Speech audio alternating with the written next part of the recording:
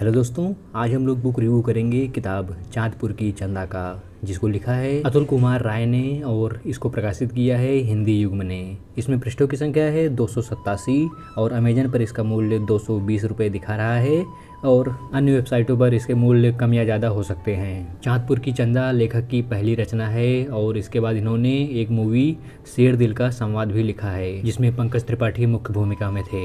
यह कहानी एक आंचलिक उपन्यास है और प्रेम कहानी से लबोलुबान है।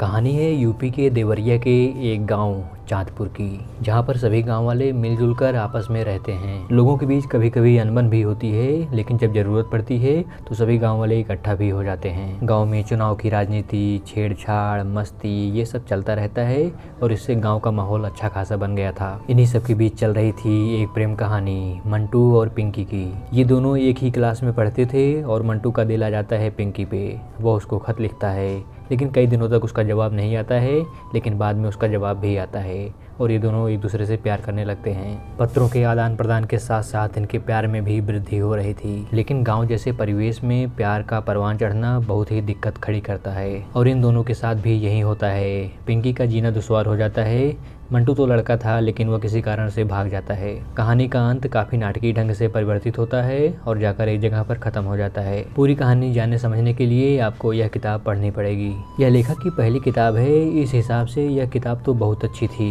भाषा को आसान बनाया गया है, लेकिन देवरिया की आंचलिक भाषा का प्रयोग किया गया है, जिससे कि बहुत सारे पाठकों को यह पढ़ने में दिक्कत कर सकती है। जैसे कि अगर आप शहर के हो तो आपको यह पढ़ने में थोड़ा सा दिक्कत करेगा और शहर में रहने वाले लोगों को यह किताब कम पसंद आएगी, क्योंकि पूरी गांव की बात की गई है और जो कभी गांव में रहा ही नहीं है वो इसके करीब तक नहीं जा पाएगा। जो लोग गांव के हैं उनको यह किताब पसंद आएगी और सबसे ज़्यादा पसंद उन लोगों की आएगी जो गांव छोड़कर शहर में चले गए हैं किसी वजह से। उनको यह किताब बहुत ज़्यादा पसंद आने वाली है, क्योंकि आपको पूरा गांव याद आ जाएगा। आपको गांव के वो सारे पल याद आ जाएंगे जो आपने वहाँ पर जिया है। और इस मामले में लेखक की जितनी तारीफ की जाए उतना कम है। आंचलिक भाषा का बहुत ही बेहतरीन प्रयोग हुआ है। अगर आपको देवरिया और बलिया की बोली का नॉलेज है तो आपको पढ़ने में और ज़्यादा मज़ा आएगा। आप संवादों को उसी एक्सेंट में बोलना शुरू कर दोगे और पढ़ने का मज़ा दोगुना हो जाएगा। किताब में मुझे कोई खास कमी नहीं नज़र आई। बस अगर किताब थोड़ी सी और कम पन्नों की होती तो ज़्यादा ठीक थी। 287 पेज इस कहानी के लिए थोड़े से ज़्यादा हो जाते हैं, लेकिन इक्का दुक्का जगहों को छोड़ दें तो यह किताब आपको कहीं भी बोर नहीं करती है